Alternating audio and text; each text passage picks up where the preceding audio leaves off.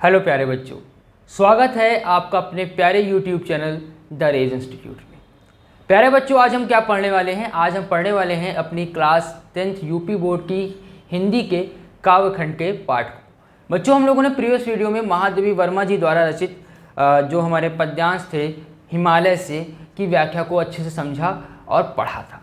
प्यारे बच्चों, उसी पाठ के अंतर्गत महादेवी वर्मा जी द्वारा ही रचित एक और पद्यांश अवतरित था जो था हमारा वर्षा सुंदरी के प्रति। ठीक है, क्या था हमारा? वर्षा सुंदरी के प्रति, जहाँ पे महादेवी वर्मा जी ने वर्षा को एक सुंदरी के माध्यम से प्रस्तुत किया है। ठीक है, और उस समय का जो सुंदर चित्रण है उन्होंने यहाँ पर खींचने का प्रयास किया है। तो प्यारे बच्चों, आज की वीडियो में हम लोग उसी वर्षा सुंदरी के प्रति के पद्यांशों की व्याख्या को पढ़ने और देखने वाले हैं। तो प्यारे बच्चों, चलिए बिना किसी देरी के हम प्रारंभ करते हैं अपनी वर्षा सुंदरी के प्रति के पद्यांशों की व्याख्या को। तो प्यारे बच्चों, जो हमारा प्रथम पद्यांश है वह है रूपसी तेरा घन केश पास, श्यामल श्यामल कोमल कोमल लहराता सुरभित केश पास, नभ गंगा की रजत धार में, नभ गंगा की रजत धार में धो आई क्या इन्हें रात, कंपित है तेरे सजल अंग, सिहरा सा तन है सज सनात, भीगी अलकों के छोरों से चूती बूंदों का विविध लास, रूपसी तेरा घन केश पास। ठीक है, अब यहाँ क्या बताया जा रहा है कि रूपसी अर्थात रूपसी का अर्थ होता है सुंदरी। ठीक है, या सुंदर स्त्री। यहाँ पे कवित्री महादेवी वर्मा जी कहती हैं कि हे वर्षा सुंदरी, तेरे जो बादल के समान जो काले काले केशों का समूह है वह अत्यंत सुंदर प्रतीत हो रहा है। श्यामल श्यामल कोमल कोमल लहराता सुरभित केश पास, ये तो तेरे जो श्यामल श्यामल, तेरे जो काले काले कोमल कोमल, ठीक है, तेरे जो काले काले कोमल कोमल जो बादल रूपी बाल हैं वह हवा, सुगंधित हवा से क्या हो रहे हैं? लहरा रहे हैं, और वह बालों का जो तेरा समूह है वह अत्यंत सुंदर लग रहा है। आई बात समझ बच्चों कि रूपसी तेरा घन केश पास, श्यामल श्यामल कोमल कोमल लहराता सुरभित केश पास। कवित्री यहाँ कैसा वर्षा सुंदरी के प्रति कहती हैं कि हे वर्षा सुंदरी, तेरे बादल रूपी जो काले काले बालों का समूह है वह अत्यधिक सुंदर है। तुम्हारे कोमल काले बालों, काले और सुगंधित बाल हवा में लहरा रहे हैं जो कि बहुत ही सुंदर प्रतीत हो रहे हैं। अर्थात तेरे यह जो बादल हैं यही तेरे काले रेशमी बाल हैं। ठीक है प्यारे बच्चों, आई बात समझ में? आशा करता हूँ यह जो 3 पंक्तियों की मैंने आपको व्याख्या बताई वो आपको समझ में आ गई होगी। ठीक, आगे देखते हैं। गंगा की रजत धार में धो आई क्या इन्हें रात, कंपित है तेरे सजल अंग, सिहरा सा तन है सज स्नात। अब यहाँ क्या कह रही हैं कवित्री वर्षा सुंदरी से प्रश्न करती हैं कि नभ गंगा की रजत धार में धो आई क्या इन्हें रात। ये क्या है वर्षा सुंदरी? क्या तू नभ गंगा यानी आकाश गंगा की रजत धार यानी सफ़ेद धार में, ठीक है, स्वच्छ धार में, श्वेत धार में, ठीक है, आप कुछ भी लिख सकते हैं कि यहाँ पे महादेवी वर्मा जी वर्षा सुंदरी से पूछते हैं कि क्या हे वर्षा सुंदरी, क्या तू रात्रि में आकाश गंगा की श्वेत धारा में अपने इन बालों को धो करके आई है, इन बालों को धो करके आई है। कंपित है तेरे सजल अंग यानी जल के साथ, ठीक है, जल से भीगे हुए, कि तेरे और तुझे देख, तेरे जो ये जल से भीगे हुए पूरे अंग हैं यह कंपित हो रहे हैं, कांप रहे हैं। सिहरा सा तन है, ठीक है, क्या है? सिहरा सा तन है सज स्नात। ये सज स्नात का मतलब क्या होता है कि तत्काल स्नान करके आना। और तेरे जो तन है, जो तेरा तन जो सिहरा सा है उसे देख करके ऐसा प्रतीत हो रहा है कि मानो तू अभी अभी स्नान करके आई हुई है। ठीक है, आई बात बच्चों समझ में? एक बार पुनः देख लेते हैं कि नभ गंगा की रजत धार में धो आई क्या इन्हें रात, कंपित है तेरे सजल अंग, सिहरा सा है तन सज स्नात।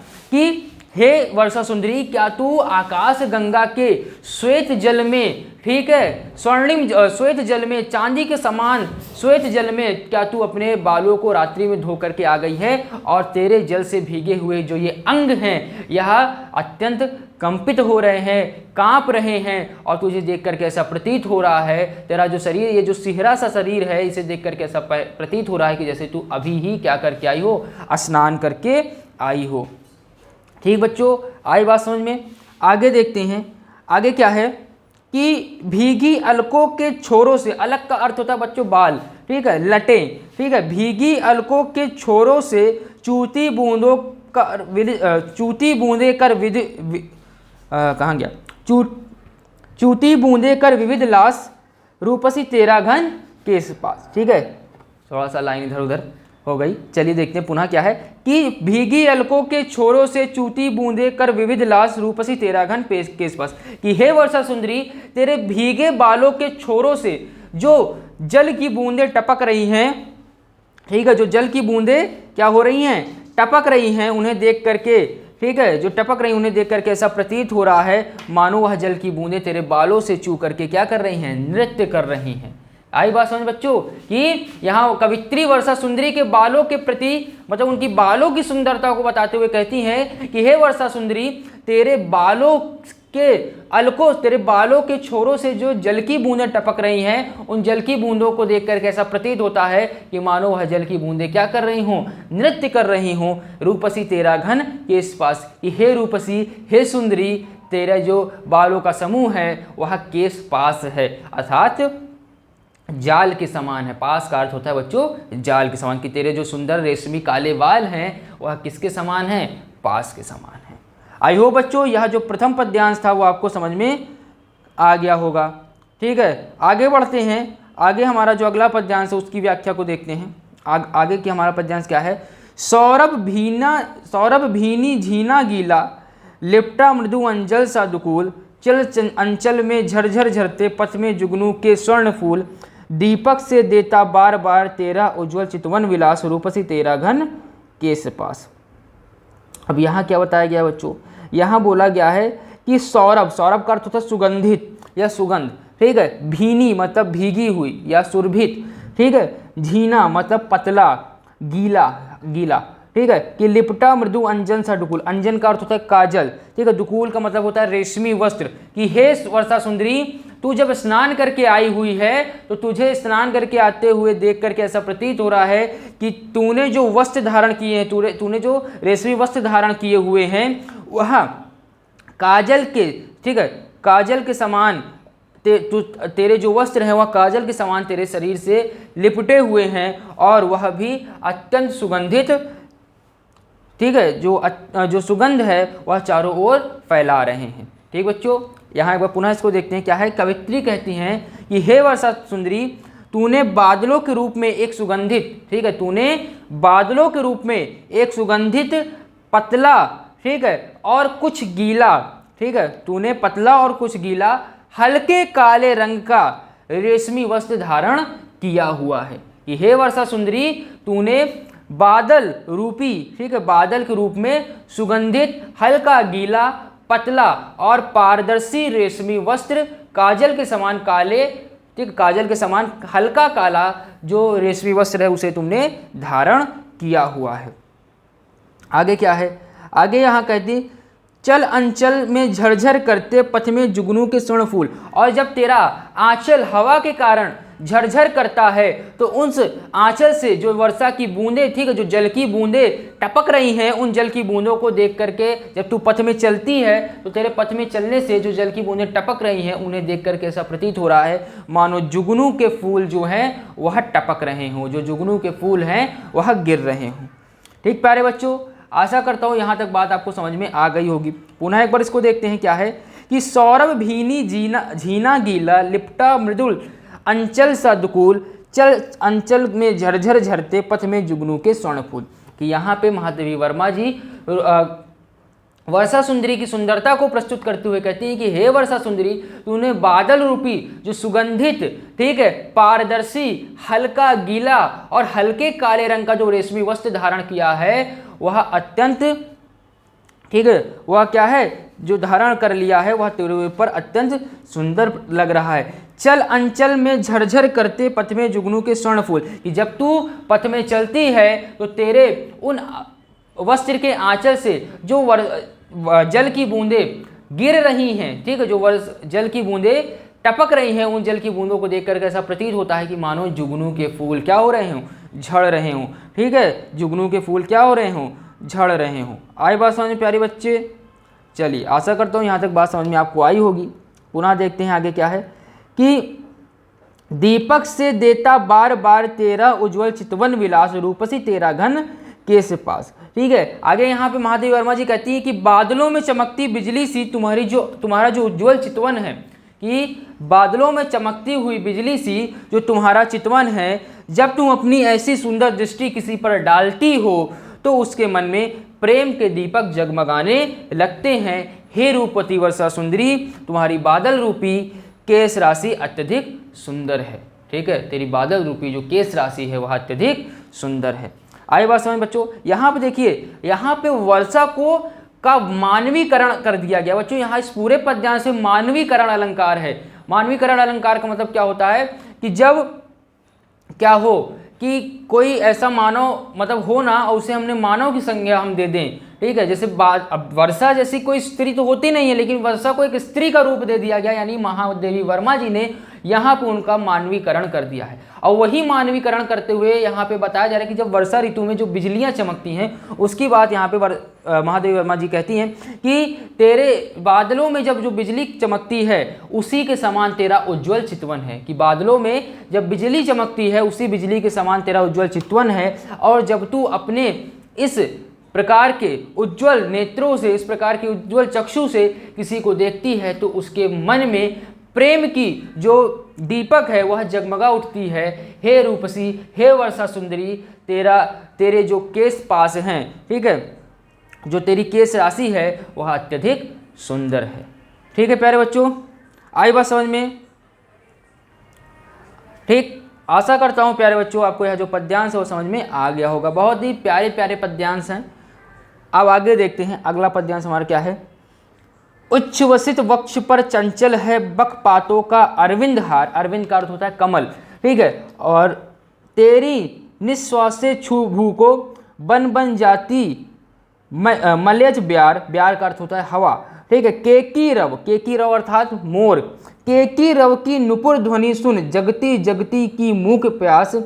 ठीक है, रूपसी तेरा घन केस पास। अब यहाँ क्या है, उच्छ्वासित वक्ष पर चंचल, कि तेरे, ठीक है, हे वर्षा सुंदरी, सांस लेने के कारण ऊपर उठे तथा कंपित तेरे वक्ष स्थल पर। ठीक है, हे वर्षा सुंदरी, सांस लेने के कारण ऊपर उठे तथा कंपित तेरे वक्ष स्थल पर जो बकुलों के समान, ठीक है, बकुलों की पंक्ति के समान तेरे गले में जो कमल के पुष्पों की जो कह सकते हो कि माला है वह बड़ी ही कह सकते हो सुंदर प्रतीत हो रही है। उच्छ्वासित वक्ष पर चंचल है बकपातों का अरविंद हार, कि हे वर्षा सुंदरी, तेज श्वास लेने के कारण तेरे फूले हुए, ठीक है, तेरे ऊपर की ओर उठे हुए वक्ष स्थल पर जो बकुलों की पंक्ति के समान जो अरविंद हार पड़ा हुआ है, जो कमल के पुष्पों का हार पड़ा हुआ है, वह अत्यधिक शोभायमान हो रहा है, वह अत्यधिक सुंदर लग रहा है।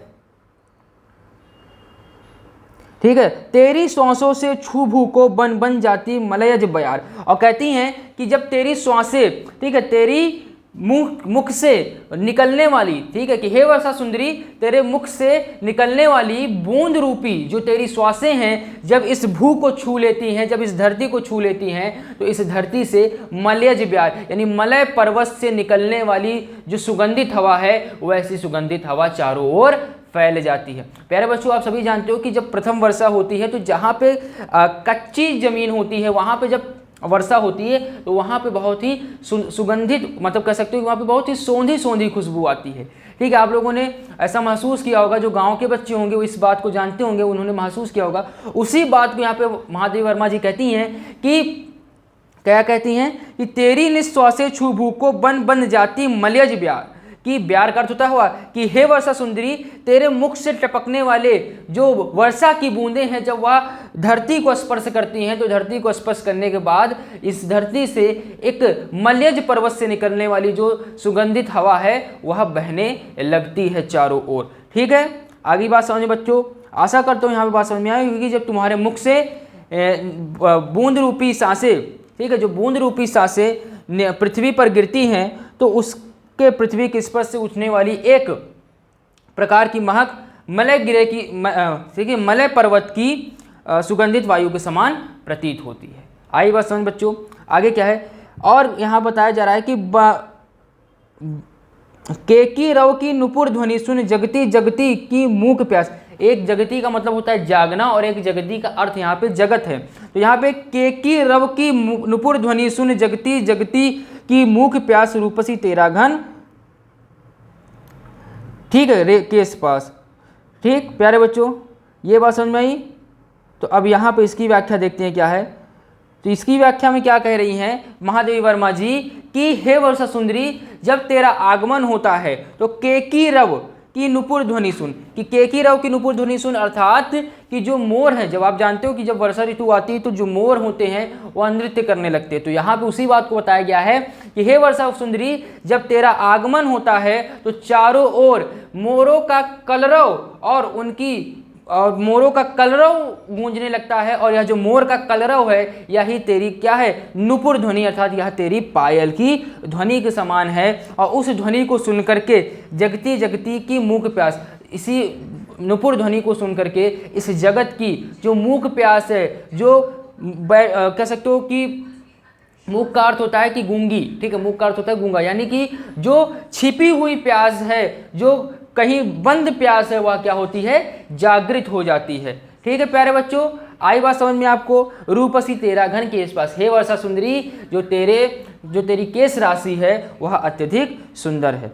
ठीक बच्चों, आई बात समझ में। एक बार इसको फिर से देख लेते हैं कि मोर की मधुर आवाज से वातावरण में जो मधुरता छा जाती है वह लोगों को आनंद से और उल्लास से भर देती है। यहाँ पे इसका अर्थ ये है। तो एक बार पुनः इसको देख लेते हैं कि तुम्हारे आगमन पर चारों ओर नृत्य करते हुए मोर की मधुर ध्वनि सुनाई पड़ने लगती है, जो कि तुम्हारे पैरों में बंधी पायल के घुंघरुओं के समान मालूम पड़ती है। हे रूपसी, हे वर्षा सुंदरी, तेरी जो केश राशि है वह अत्यधिक सुंदर है।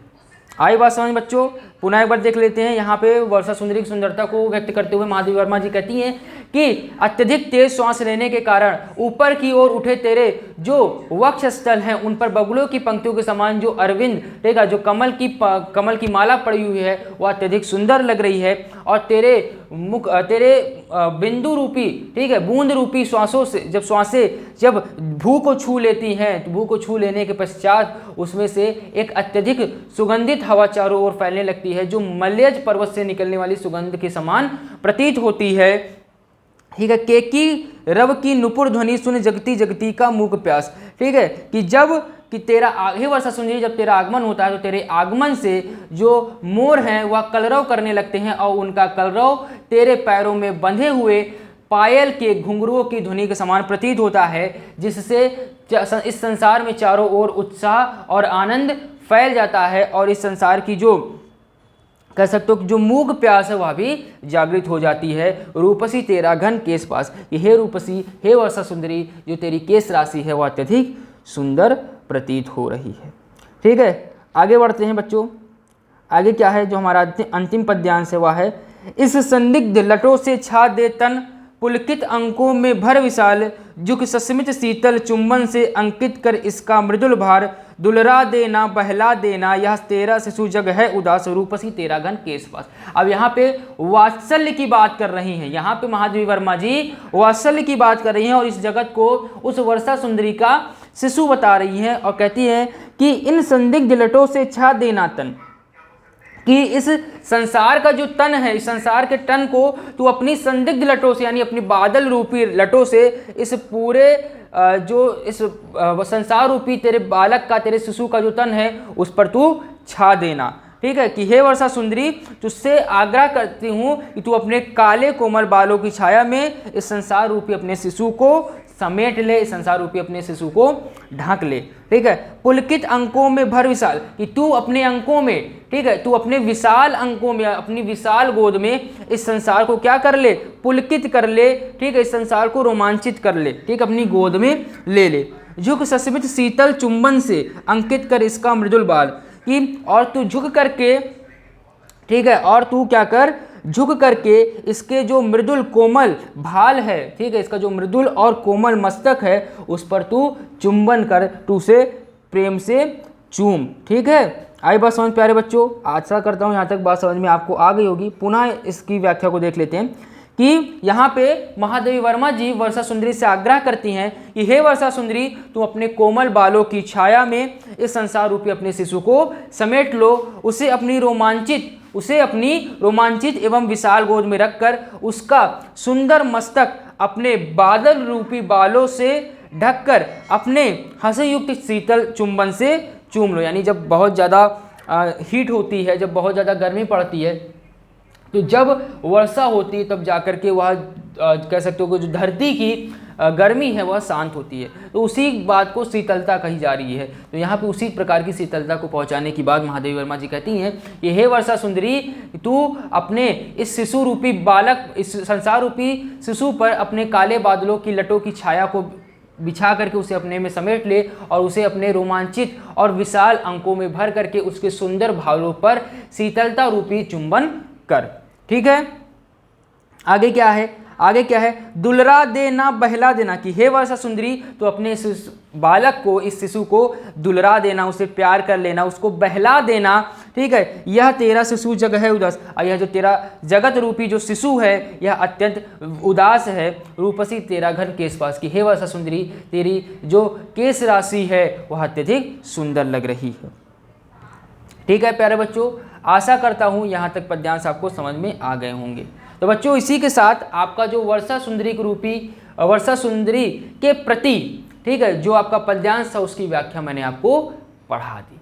आशा करता हूँ प्यारे बच्चों आपको यह जो पद्यांश है वह अच्छे से समझ में आ गया होगा। बहुत ही प्यारी पंक्तियाँ थी, बहुत ही सिंपल पंक्तियाँ थी, जिन्हें बहुत ज़्यादा कह सकते हो कि बहुत ज़्यादा दिमाग लगा कर समझने की ज़रूरत नहीं थी। जैसा लिखा है वैसा ही आपको कुछ शब्दों का अर्थ जानना है और अपने आप को, अपनी व्याख्या को उसी में कन्वर्ट कर देना है। तो प्यारे बच्चों आशा करता हूँ आज का यह जो पद्यांश था आपको अच्छे से समझ में आ गया होगा।